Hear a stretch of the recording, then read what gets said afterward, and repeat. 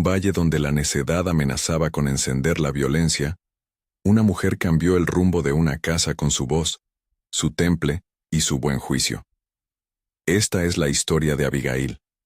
Una mezcla poco común de belleza, resolución y sabiduría práctica, que según el relato bíblico, detuvo una venganza que podría haber acabado en sangre. En lo alto de las sierras de Judea, entre peñascos y pastos, se extendían los campos y los rediles de quienes criaban ovejas y cabras.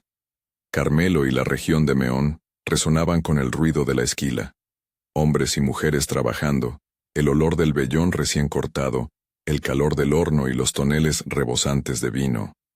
Era una tierra donde la hospitalidad y las costumbres comunitarias marcaban los ritmos de la vida. En ese contexto vivía Nabal, un hombre de gran riqueza, vividor de haciendas y huéspedes, y con él, su mujer Abigail, descrita por la Escritura como prudente y de buen parecer. La parodia estaba servida. Un hogar con recursos abundantes sostenía en la práctica una conducta humana contradictoria. La mujer sabia, el marido imprudente. Según 1 Samuel 25. Mientras tanto, David, todavía un hombre en fuga, se ocultaba con sus hombres en los lugares desérticos de Parán. Perseguido por Saúl, vivía desplazado, dependiente de la lealtad de quienes le ayudaban y respetaban. En ese tiempo, los pastores y rebaños de la región, incluidos los de Nabal, habían gozado de la protección discreta de David y sus hombres. Cuando llega la temporada de esquila, momento en que las familias celebraban y compartían provisiones, David envía delegados a Nabal con un pedido que, más que una exigencia, era una petición de cortesía y reconocimiento por la protección que le habían otorgado a sus pastores. La petición, tal como se relata en 1 Samuel 25, fue formulada con educación. Un mensaje que evocaba la reciprocidad de la costumbre, esperando una respuesta de hospitalidad. Pero la respuesta de Nabal fue otra cosa. Arrojó desprecio. A través de sus palabras negó la responsabilidad y la gratitud, rebajando a los mensajeros con burlas y desdén. El orgullo y la avaricia salieron a la luz. La generosidad implícita en la tradición fue sustituida por insultos. Ese rechazo fue como una llama que encendió la furia de David. Herido en su honor y en el de su gente, David reunió a 400 hombres para asaltar la casa de Nabal y matar a todo cuanto hallara. La decisión era clara. La venganza parecía inevitable. Pero no todo estaba escrito. En medio del peligro surgió un catalizador que cambiaría el curso de los hechos. Un siervo fiel, testigo de la reacción de David y consciente de la ofensa, corrió por el monte hasta llegar a los patios de Nabal. Ali encontró a Abigail y le contó, con voz entrecortada, lo ocurrido, las palabras de Nabal, la ira de David y la inminente marcha de sus hombres. En ese instante, la situación exigía discernimiento, y Abigail lo tuvo. No esperó la opinión ni la aprobación de su esposo. No emprendió una campaña de reproches contra él. Comprendió la gravedad y actuó con rapidez y sobriedad. Lo que Abigail decidió llevar con ella no fue una carga de ostentación, sino una ofrenda pensada para aplacar el conflicto y alimentar a los hombres enfurecidos. Reunió panes primos y panecillos, 2 odres de vino y 3 ovejas ya asadas, 5 cargas de pan de cebada y una provisión de grano tostado. Todo ello suficiente para sustentar a cientos de hombres.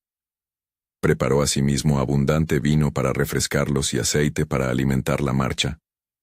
Aquellos elementos no eran meras mercancías, eran señales culturales de reconciliación y hospitalidad, un lenguaje que los pastores y soldados de la región entenderían. Montó sobre un asno, tomó a sus criadas y partió por sendas pedregosas hacia donde David y sus hombres acampaban. Ella no iba al frente de una turba, sino con la determinación pausada de alguien dispuesta a disolver un conflicto con prudencia. Este momento de decisión muestra la mezcla de valor y discreción que definía a Abigail. El paisaje por el que descendía era austero. La humedad del rocío matinal en las hierbas, el olor a tierra quemada en los riscos, la claridad pálida de un sol que aún no había calentado del todo el día. Cuando Abigail divisó el campamento de David, no buscó rivalidad verbal ni agravio por la afrenta sufrida. Se apeó del asno, y en acto de humilde reverencia, se postró ante él. La escena que sigue en 1 Samuel 25 describe un gesto profundo, una mujer que no se deja arrastrar por la ira, sino que ofrece mansedumbre como palanca de reconciliación. Su discurso, según la narración, no fue un reproche obstinado hacia su esposo, sino una apelación al carácter de David y a la soberanía de Dios. En su intervención, Abigail comienza por reconocer la injusticia. Admite la necedad y el mal juicio de su marido, pero lo hace sin buscar vindicación personal. Evita justificar la conducta indigna de Nabal en términos que justifiquen la violencia. En lugar de alimentar la ira, la mujer apela al llamado elevado de David. Le recuerda que él es llamado a un destino mayor, que su mano no debe mancharse con venganza humana. En su voz se reconoce un hilo de teología práctica. La justicia y el juicio pertenecen al que gobierna los asuntos humanos. Los hombres están llamados a confiar en esa justicia aun cuando el agravio aparezca. Abigail le pide con humildad que no derrame sangre ni intente resolver el asunto por sus propias fuerzas.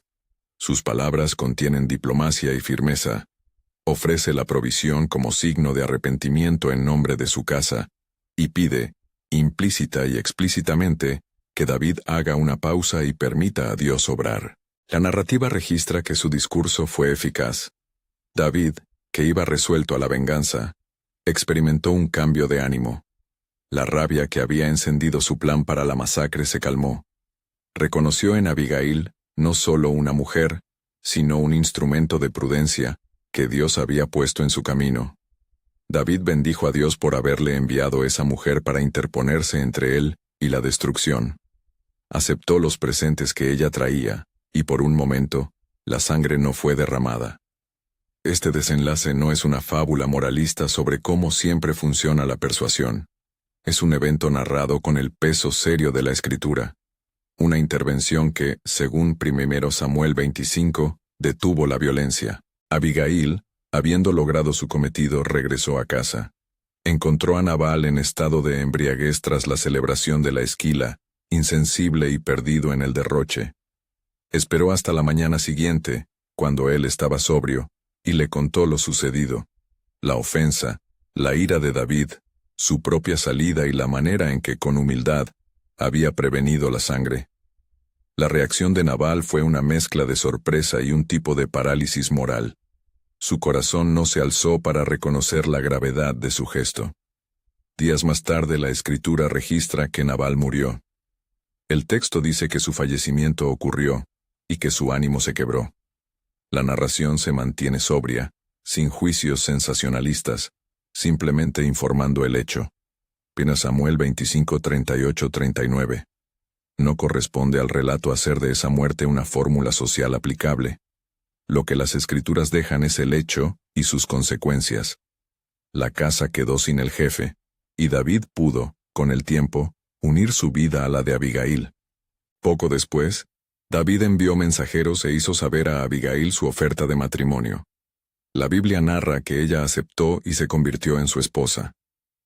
De esa unión nació un hijo, llamado en las fuentes bíblicas Chileab, 2 Samuel 3:3, y en otra tradición como Daniel, 1 Crónicas 3:1. Mencionamos ambas referencias porque la Escritura conserva variantes en los nombres, y estas fuentes muestran cómo la historia se enlaza con la genealogía y el linaje del futuro reino. Al contemplar este relato hay que mantener una mirada equilibrada.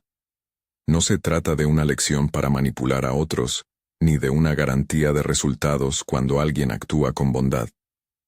La historia de Abigail es, ante todo, un ejemplo de prudencia activa.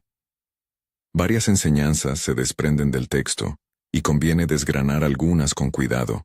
Primero, la sabiduría práctica salva vidas.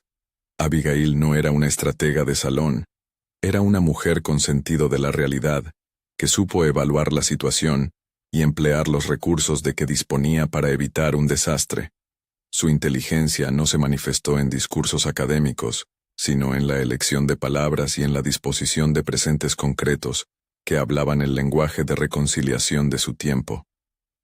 Ese tipo de sabiduría nos recuerda que ante la ira colectiva o personal, no siempre la confrontación directa es la mejor salida.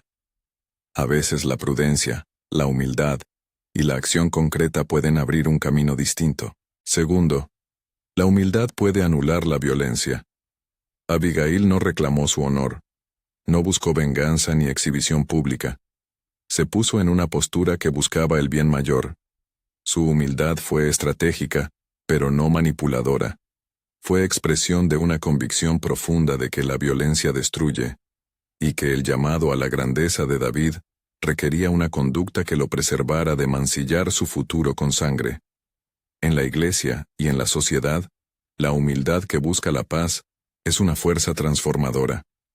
Tercero, el liderazgo femenino aparece con nitidez en el relato.